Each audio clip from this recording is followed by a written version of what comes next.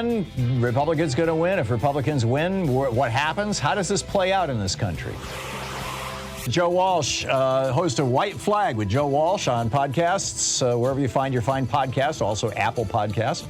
Former U.S. Congressman from Illinois' 8th District, Walsh Freedom on Twitter. Joe, how do you see this playing out? My sense of it, I wrote an op-ed about this a week ago or thereabouts, saying that I think, Trump is going down. I think he's going to go down hard. And I think he's going to take a chunk of the Republican Party with him.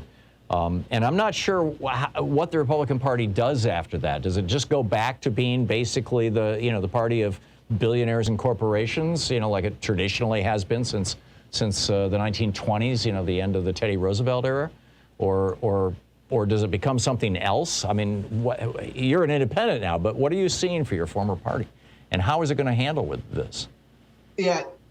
Thom, I'll fight your premise, and you're more optimistic than I am that Trump is going to go down. I'm in a unique position because, remember, I voted for Trump in 2016. I come from the party base, the populist base. Thom, I still hear on a daily basis from hundreds of Republican Party base voters every day. Trump's hold on this party is stronger now than it was a year ago. His hold on the party, I believe, is stronger than it was before the insurrection. So I don't see Trump going down. If Trump wants the nomination in 2024, it will be his. No other Republican will challenge him. If he's in jail, then maybe he can't run. But if he's indicted, that will only strengthen him. But right now, go ahead. But the Republican Party is shrinking. I mean, the percentage of people who identify themselves as Republicans has, notwithstanding efforts in Florida to change people's registration. But, the number of people who call themselves Republicans has been declining steadily, particularly over the last year and a half or so. I don't see how Donald Trump could ever get elected. And now you've got Mitch McConnell and a group of Senate Republicans and a few others who are basically launching a movement to say no. Respectfully, Mitch McConnell has no sway among Republican Party voters out there. Look, let's be clear again. You're right. The Republican Party, I have said, is a dying national party. It's a bunch of middle-aged and older white people, and they're going to die. And the party's not replacing itself. I agree it's a dying national party, but the Republican Party is going to win back the House this fall. They will probably win back the Senate this fall. And even though the party's shrinking, Thom, Trump's hold on the party is stronger. He will be the nominee in 24 if he wants it. And I'll fight with you a little bit. I don't think it's a foregone conclusion that he wouldn't get reelected. He lost in 2020 by about 50,000 votes in only 3 states. It was real close. Joe Biden's not getting any younger.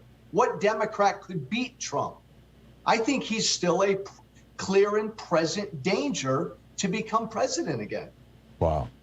You're a hell of a lot more pessimistic than I am, Joe. Yes, but in my defense, Thom, I hear from hundreds, sometimes thousands of Republican Party voters every day. That's the world I come from. If you listen to what I heard every day, I think you'd be as pessimistic as I am. Yeah. So Robert Reich laid out today in he's got a great little newsletter over on Substack. And he laid out in his newsletter today, he said, first, it's likely that job growth between now and November, this is looking at this coming election in November, the job growth is going to continue to grow. Second, inflation will begin edging down as people start buying services and the demand for goods softens a little. Fourth, tensions will continue or escalate with Russia. And even if Russia invades Ukraine, there'll be a rally around the president, which means the Democrats' sense.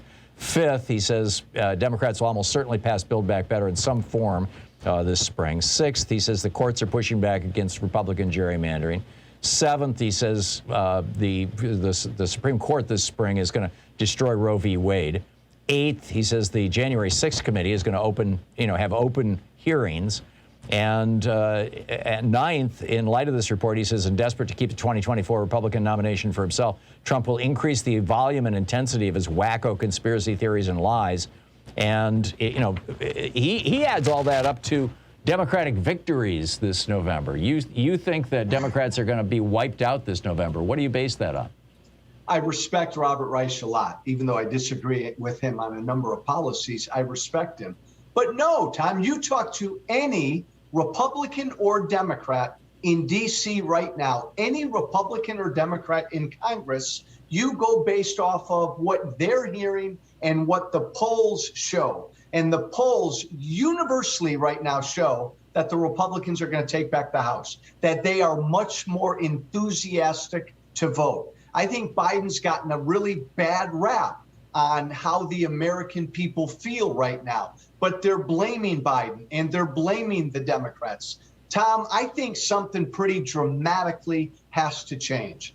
Some sort of an event, or the American people feeling like we're beyond COVID and their economic situation has changed for the Democrats to turn this around. Yeah, right now, there's too big of an enthusiasm gap. Yeah, well, that's one of the things that Reich is pointing out. He believes is going to happen.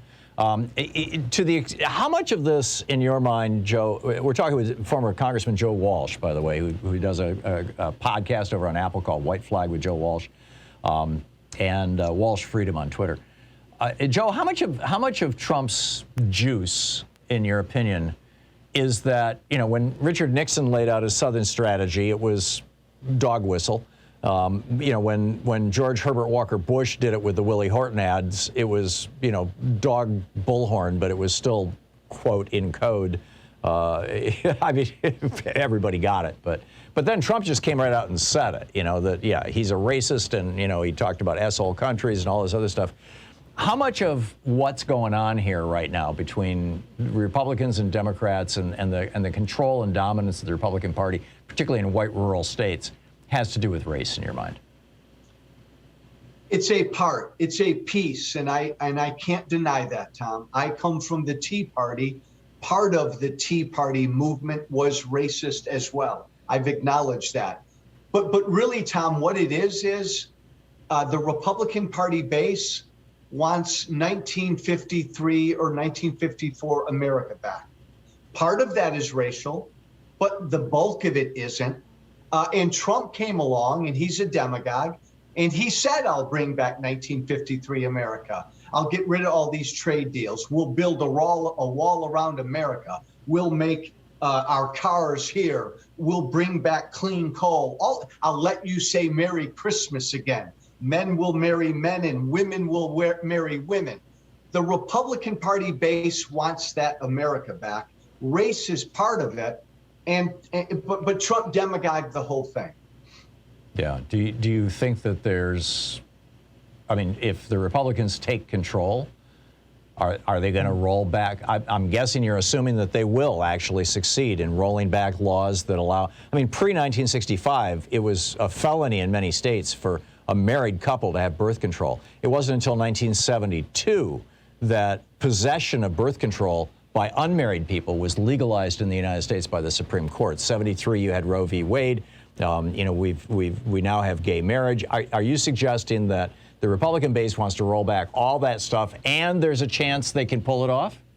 No, the base wants to roll back a lot of that stuff, Tom, but no way can Republicans in Congress pull it off, because you still have Joe Biden in the White House. When the Republicans take back the House and or the Senate, they're going to spend 2 years, Tom, of tossing up BS investigations of Biden and the Democrats. Right. That's what they've already signaled. That's what they did to Hillary. Exactly. And truthfully, Tom, even though the base believes in a lot of this stuff, bringing back 1953 America, most of my former Republican colleagues in the House, they don't believe any of this. Their only job is to make Trump happy. So they'll investigate the hell out of the Democrats, and they'll try to set the table for Trump or somebody else. If Trump runs in 2024, if he's elected, you're building a case here that that's not just a possibility, but a likelihood. And if he's elected, does that mean, in your mind, the end of democracy in America? I see him as just going full Viktor Orban, continuing to pack the courts with his toadies, at every level of government, replacing people with his toadies, embracing oligarchs in the United States and putting them basically in charge of everything. Oligarchs who are aligned with him, banishing oligarchs who aren't aligned with him, prosecuting them, going after them. Are you seeing that same sort of possibility for this country? Oh, Tom, my brother, I agree. All of that and more.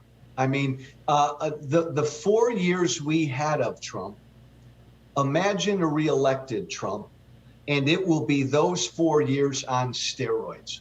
Yeah. He's a criminal, Tom. You know that. I know that. Yeah. And he got away with it all. So, yeah, watch the barn door. It'll come down. I want to just push on one point. I don't know that there's a likelihood that he gets reelected.